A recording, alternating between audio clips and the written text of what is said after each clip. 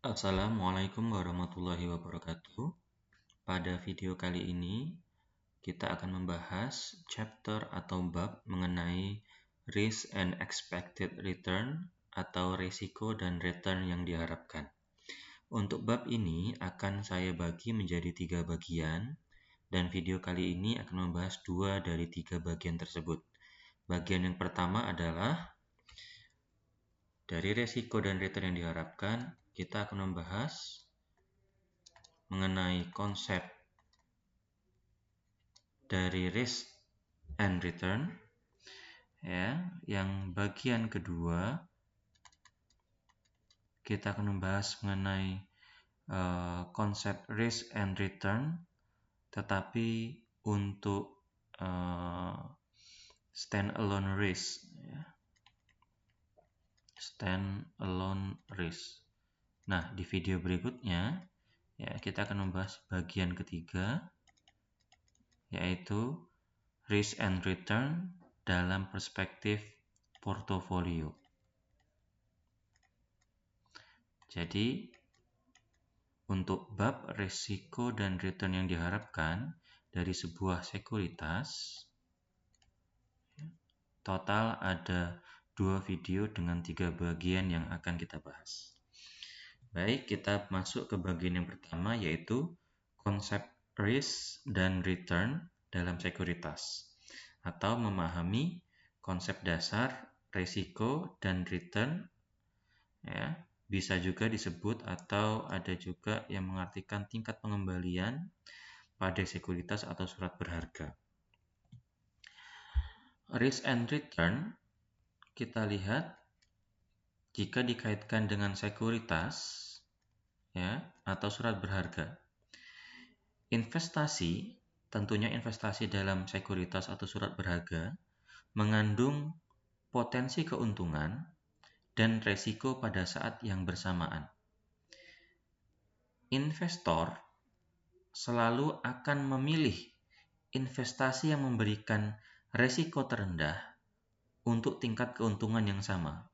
Jadi maksudnya kalau misalnya sama-sama ilustrasinya memiliki return 10% untuk investasi A dan B, maka A dan B akan dipilih dengan resiko terendah. Lalu berikutnya, resiko dan return memiliki hubungan yang positif. Apa maksud dari hubungan yang positif? Hubungan yang positif adalah semakin tinggi resiko, maka juga akan semakin tinggi return. Jadi maksud dari hubungan positif adalah semakin tinggi resiko, maka juga akan semakin tinggi return. Atau kita mengenal konsep high risk, high return. Ya, mengenal konsep high risk, high return. Di balik suatu risiko yang tinggi, mengandung juga return yang tinggi. Ini maksud dari hubungan positif. Berikutnya, dalam menilai investasi, investor melihat potensi keuntungan dan risiko. Jadi apabila ada pilihan investasi seperti A dan B tadi, maka selain risiko yang dilihat, return juga akan dilihat. Untuk lebih jelasnya, perhatikan ilustrasi berikut ini. Ya. Sumbu vertikal adalah tingkat expected return, biasanya dilambangkan dengan persentase. Ya, sumbu horizontal atau mendatar juga dilambangkan dengan persentase, tapi menunjukkan risiko. Ya. Ada pertanyaan yang pertama adalah, apakah saudara akan memilih investasi A atau B? Kita lihat, dengan tingkat return yang sama, resiko lebih besar ada pada B. Berarti untuk pertanyaan pertama kita memilih A. Kenapa? Karena return-nya sama, ya. Return-nya sama, tetapi resiko B jauh lebih besar. Sedangkan return-nya sama. Sekarang pertanyaan kedua, pilih investasi B atau C. Ya, dengan resiko yang sama, B dan C memiliki tingkat resiko yang sama, tetapi C memiliki tingkat expected return yang lebih tinggi. Karena C memiliki tingkat expected return yang lebih tinggi, dengan risiko yang sama dengan B, maka kita akan memilih C sebagai investor yang rasional. Pertanyaan ketiga, pilih investasi A atau investasi C. Ya, kita lihat hubungannya linear, artinya apa? Risiko A lebih kecil, tetapi juga returnnya lebih kecil. Sedangkan risiko C itu lebih besar, tetapi returnnya juga lebih besar.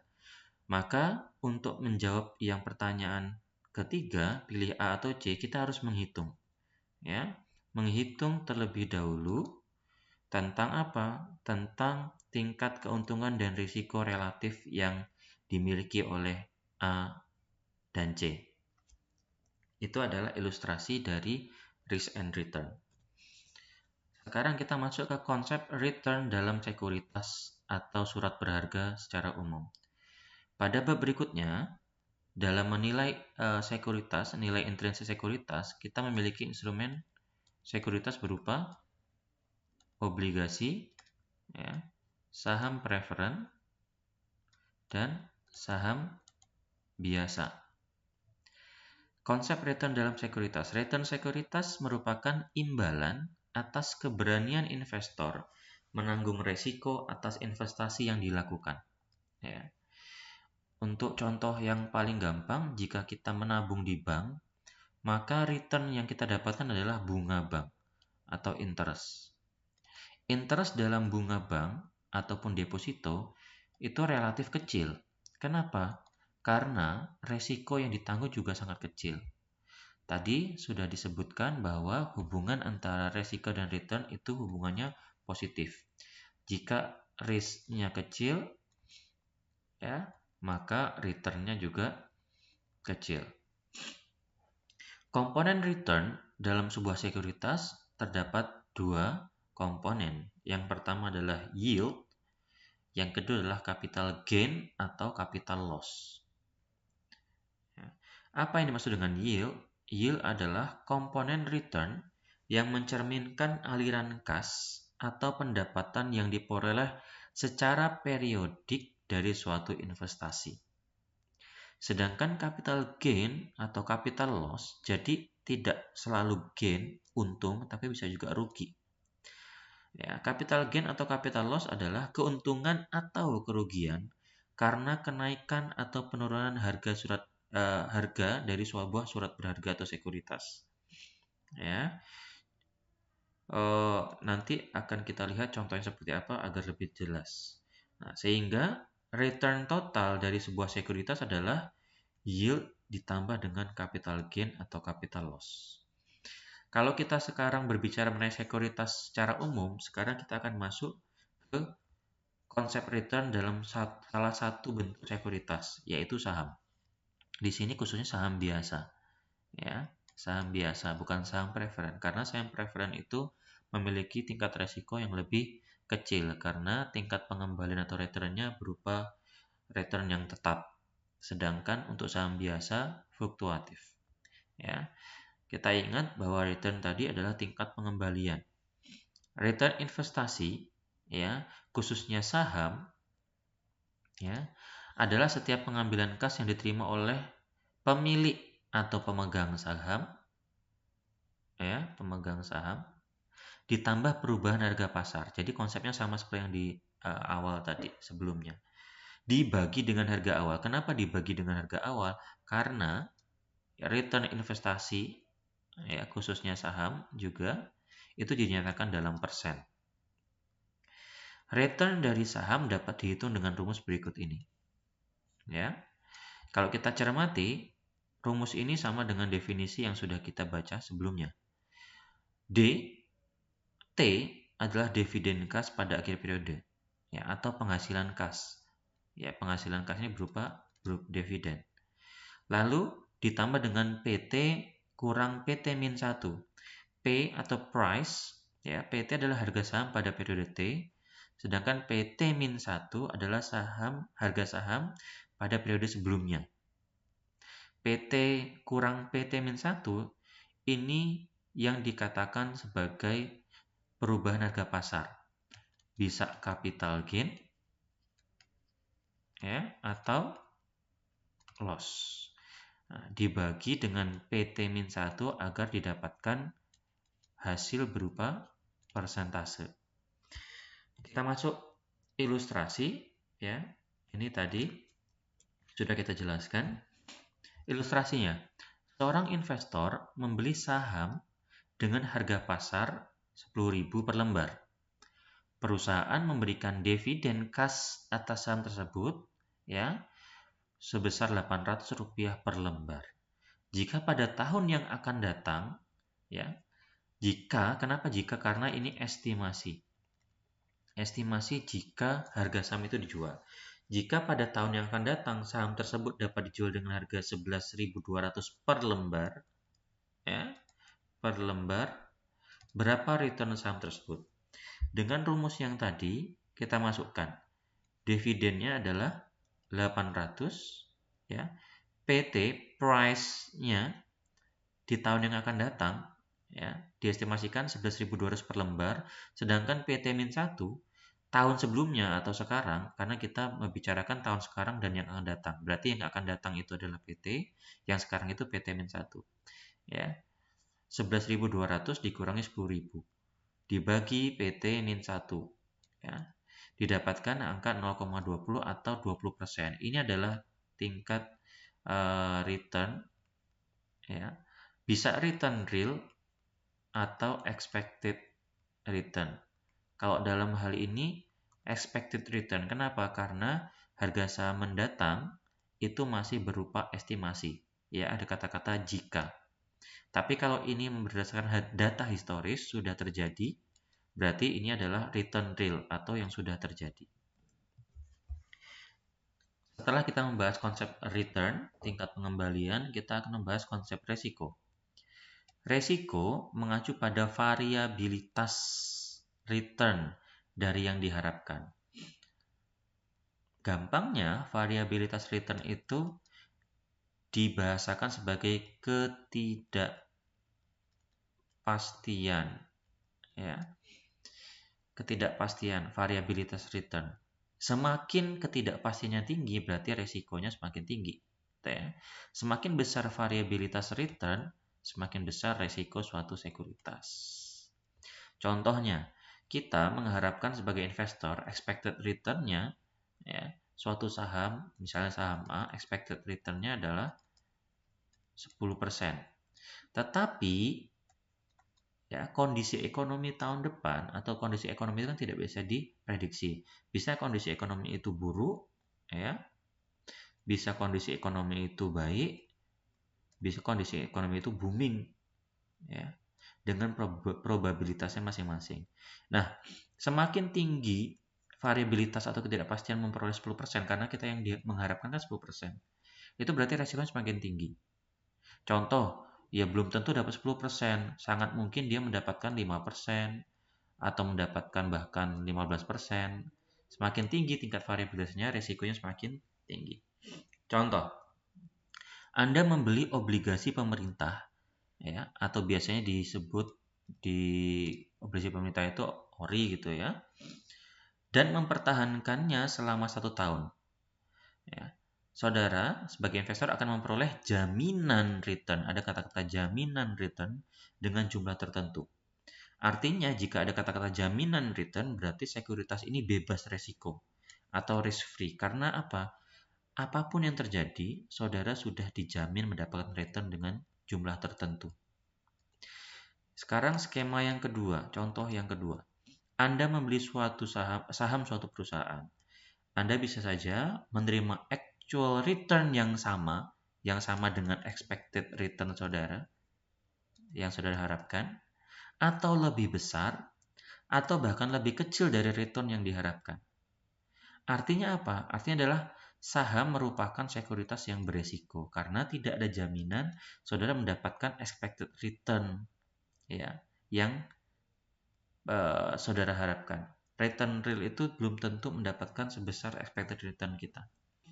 Itu adalah konsep resiko.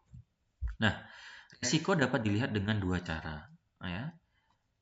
Yang pertama adalah standalone basis. Yang kedua adalah portofolio basis. Maksud dari standalone basis itu apa? Standalone basis adalah resiko yang dihadapi investor jika hanya memiliki satu jenis investasi. Ilustrasinya, saudara hanya ingin membeli salah satu saham dari kedua saham ini. Apakah saham A atau saham B?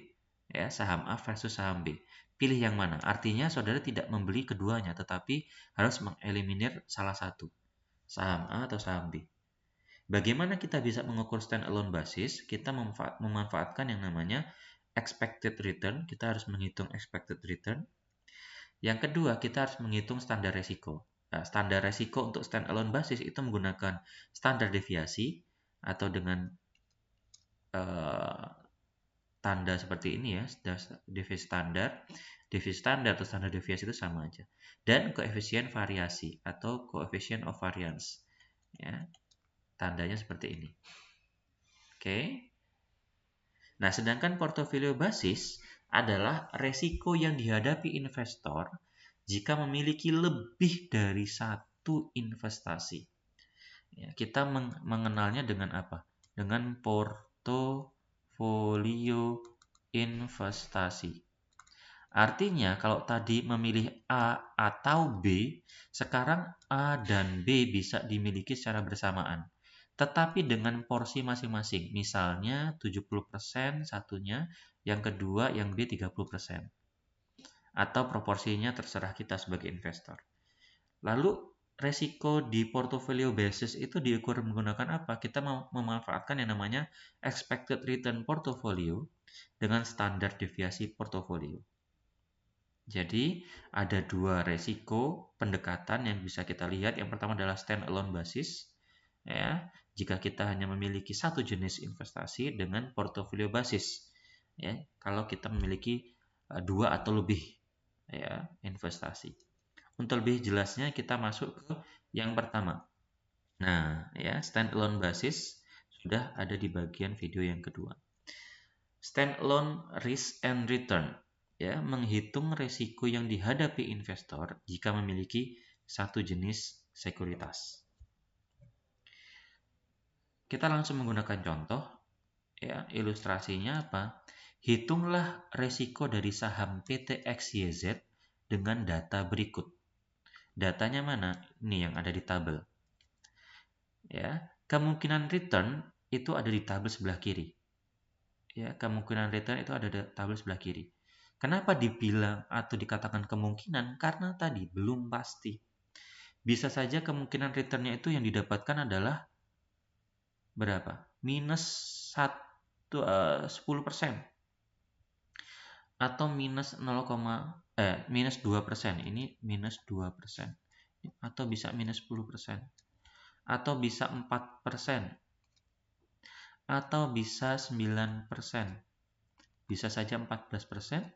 Bisa saja returnnya 20% atau bisa saja 28%. Nah, masing-masing kemungkinan return yang didapatkan ini ada probabilitas kejadian atau kemungkinan kejadiannya. Kemungkinan kejadian itu ada di tabel sebelah kanan. Asumsinya adalah probabilitas ini ya terjadi ya. Asumsi yang digunakan adalah probabilitas return yang terjadi ini berdistribusi normal. Artinya apa? Artinya adalah karena ini berupa kemungkinan, kalau kita gambarkan kurva distribusi normal itu akan membentuk bell shape sempurna. Jadi kemungkinan misalnya ini adalah frekuensi kemungkinan ya, yang ini adalah tingkat return. Tingkat return yang paling besar itu adalah kemungkinan yang paling besar terjadi 0,09 atau 9%. Ya, kemungkinan terjadinya adalah 30%. Ini kalau saudara jumlahkan ini adalah 1. Ya, kalau sudah jumlahkan ini probabilitas kejadian 1. Sedangkan misalnya kita ekstrim yang sebelah sini ya. Misalnya ini yang kondisi ini biasanya adalah kondisi di mana ekonomi itu sesuai prediksi. Ekonomi itu tumbuhnya ya stabil gitu ya, ekonomi stabil. Bisa saja return yang kita dapatkan juga sangat tinggi. Misalnya di sini ya, 28%. ya, atau 0,28. Tetapi kemungkinannya juga sangat kecil. Berapa kemungkinannya? 5% saja. Mungkin di sini adalah ekonomi tiba-tiba booming. Atau bisa saja saudara mendapatkan tingkat pengembalian juga jelek sekali. Misalnya ekstrimnya misalnya di sini, ya. minus 2%.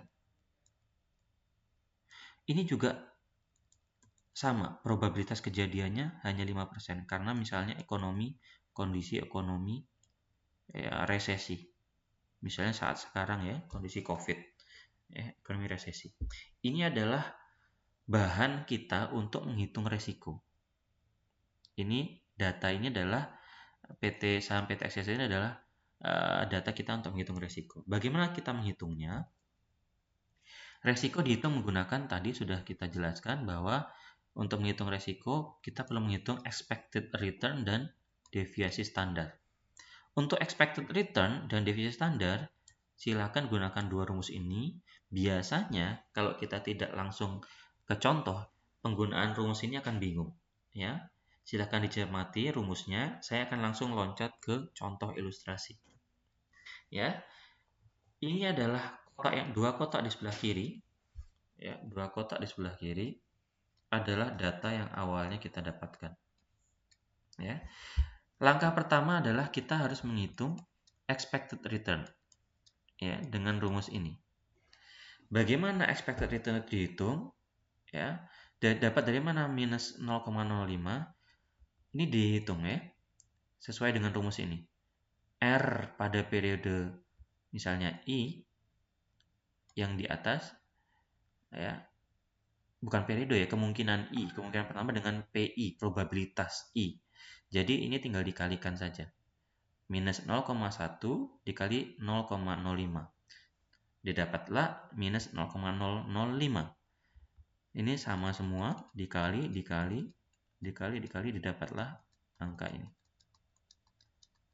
Nah, maksud dari R bar di sini adalah, ini kurang R barnya ya.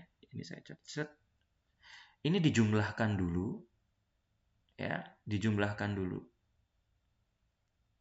Ya, ini bukan bar ya, bar ya, R bar gitu ya. Dijumlahkan dulu. Jadi expected return ya, atau return yang diharapkan ini semua dijumlahkan. Dapatlah angka 0,09. Artinya dari kemungkinan return minus 10%, minus 2%, sampai 28% ini dengan tingkat probabilitas masing-masing, didapatlah tingkat returnnya 0,09 atau 9%. Nah, sekarang dengan return yang diharapkan kita menghitung yang kedua, yaitu standar deviasi. Standar deviasi itu tidak bisa dihitung langsung. Kenapa? Karena standar deviasi itu kan seperti ini ya. Sedangkan standar deviasi itu adalah akar dari varians. Jadi yang kita hitung adalah variansnya dulu. Varians kan seperti ini. Ya. Jadi kalau standar deviasi itu adalah akar dari varians. Ya. Nah, untuk menghitung varians, ini juga harusnya ada ya, R bar gitu ya.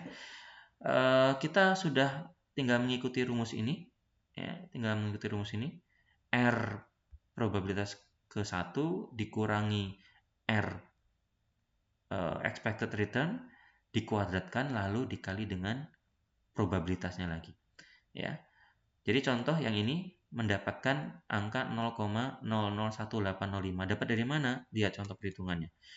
Didapat dari minus 0,1 dikurangi 0,09 ini ya, dikuadratkan lalu dikalikan dengan probabilitasnya. Dapatlah 0,001805. Nah, ini dicari semua satu persatu. Nah, maksud dari rumus ada tanda sigma di sini, ini semua dijumlahkan. Ketika dijumlahkan, dapatlah angka variansnya. Karena kita yang diminta adalah standar deviasi, angka varians ini harus kita akar kuadratkan. Jadi, akar kuadrat dari 0,00703 ya, dapatlah standar deviasinya adalah 0,08385. Atau bisa dikatakan standar deviasinya adalah berapa? 8,3% resikonya.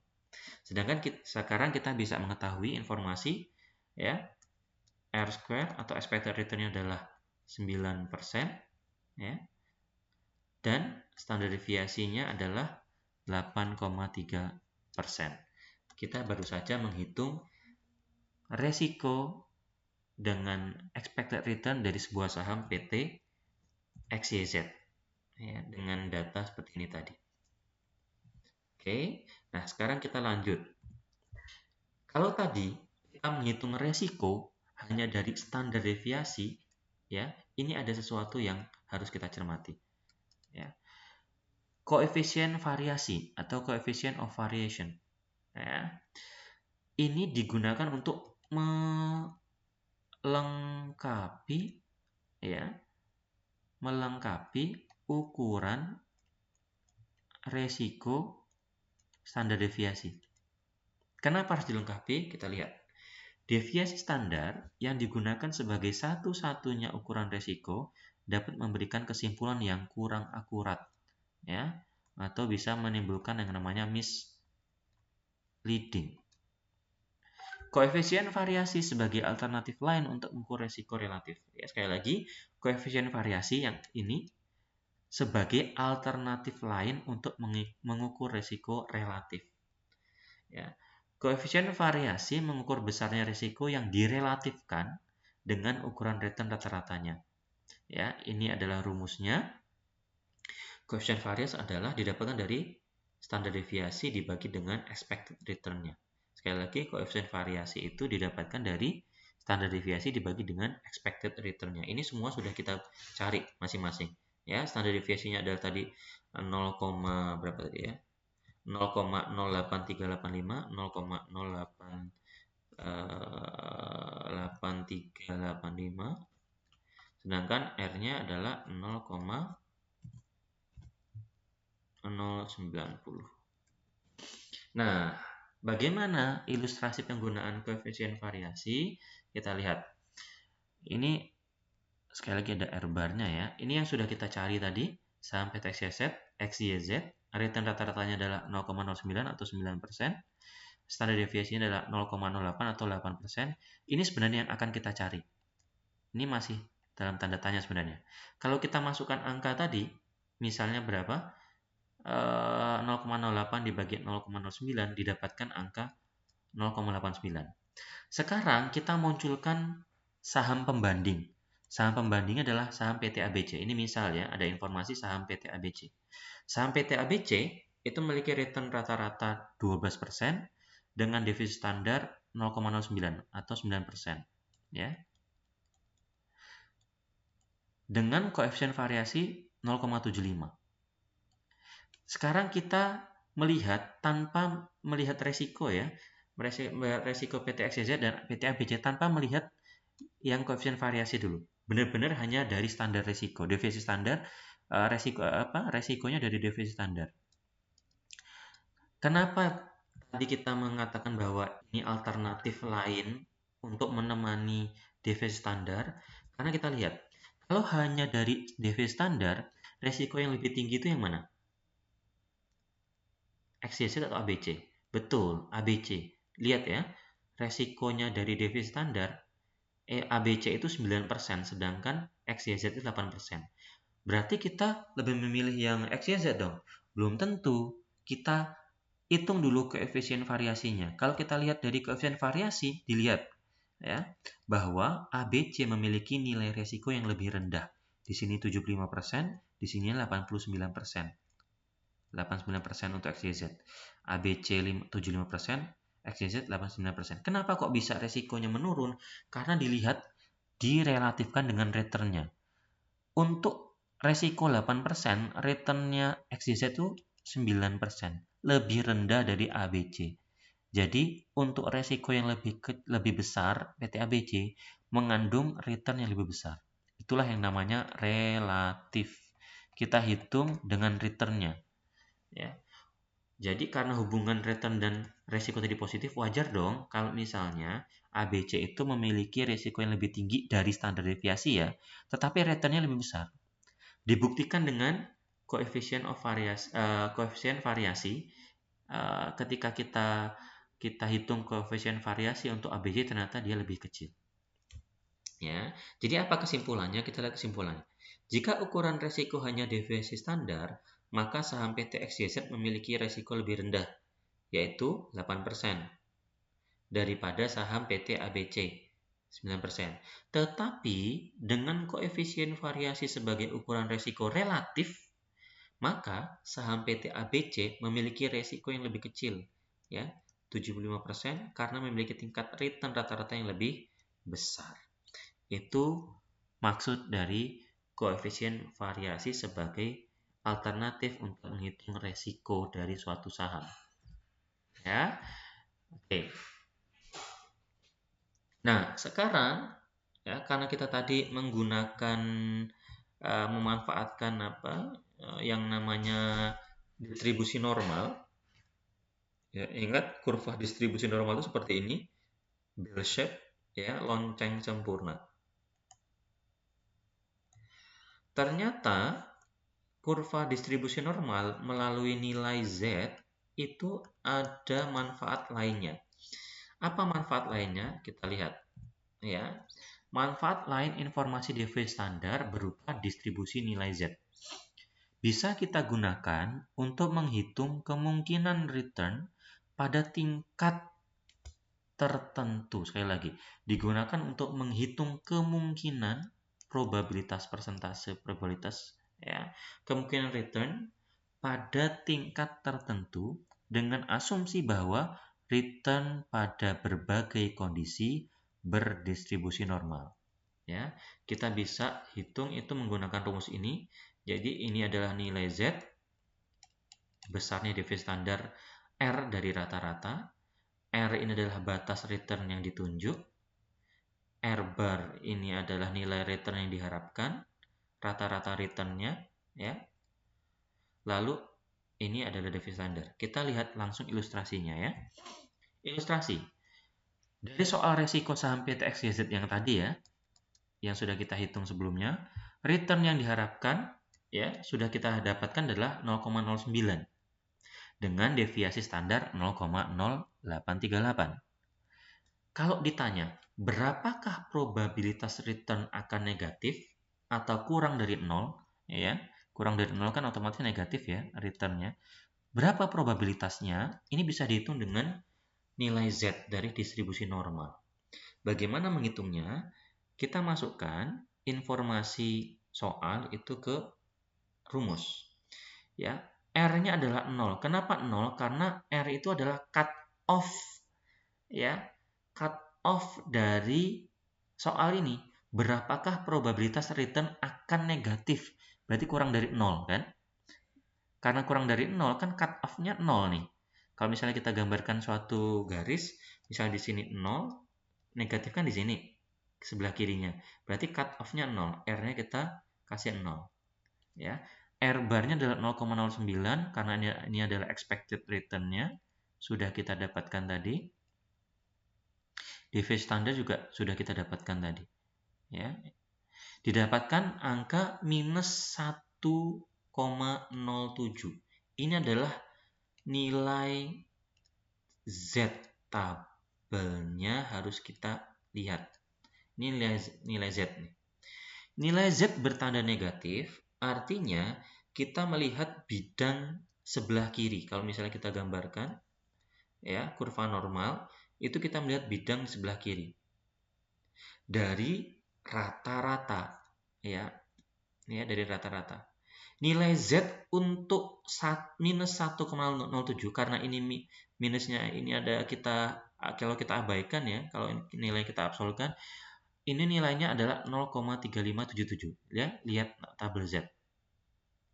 Untuk 1,07 misalnya ini ada tabel Z ya. Di sini adalah kita lihat 1, di sini kita lihat 0,7. Nanti ketemu angkanya 0,3577. Ya. luas dari Z 0 sampai dengan Z minus 1,07 adalah 0,3577. Ini dapat dari tabel. Kalau bingung, langsung kita kasih ilustrasi ya. Ini ilustrasinya daripada bingung ya. Nah, ini adalah kurva distribusi normal berbentuk bell shape ya, lonceng sempurna. R expected return itu kan nilainya 0,09. Ini Z-nya di angka 0. Z0 ini memiliki probabilitas berapa? 50%. Jadi sebelah sini ini semua kalau kita lihat Z0, angka Z0 itu adalah 50%. 50% ke kanan, 50% ke kiri. Karena kita mau melihat probabilitas return-nya angkanya negatif, misalnya ini kan cut off-nya. Cut off-nya adalah 0. Berarti berapa angka yang saya arsir merah ini? Kita lihat nilai Z yang sudah dicari tadi kan berapa? Minus 1,07. 1,07 kalau kita lihat di tabel Z itu 3577 atau 35,77%. Artinya ke sini yang warna hijau ya, saya ganti dulu. Yang warna hijau ini itu besarnya 35,77%. Nah, pertanyaannya kan berarti berapa yang diarsir merah? Karena di sini itu 50%, ya, 50% ke kanan, 50% ke kiri, ini semua kan 50%. Sedangkan dari sini ke sini itu 35,77. Otomatis angka yang di sini adalah 50% dikurangi 35,77%. Hasilnya adalah 14,24%. Jadi kesimpulannya adalah kemungkinan atau probabilitas return itu negatif atau kurang dari 0 ya, 14,24%. Ya, itulah nilai tabel Z yang bisa kita manfaatkan, yaitu untuk menghitung probabilitas pada tingkat return tertentu. Itu tadi video pertama, kita membahas tentang konsep risk and return dan standalone risk and return, standalone basis. Untuk bagian ketiga akan kita bahas di video berikutnya. Terima kasih. Assalamualaikum warahmatullahi wabarakatuh.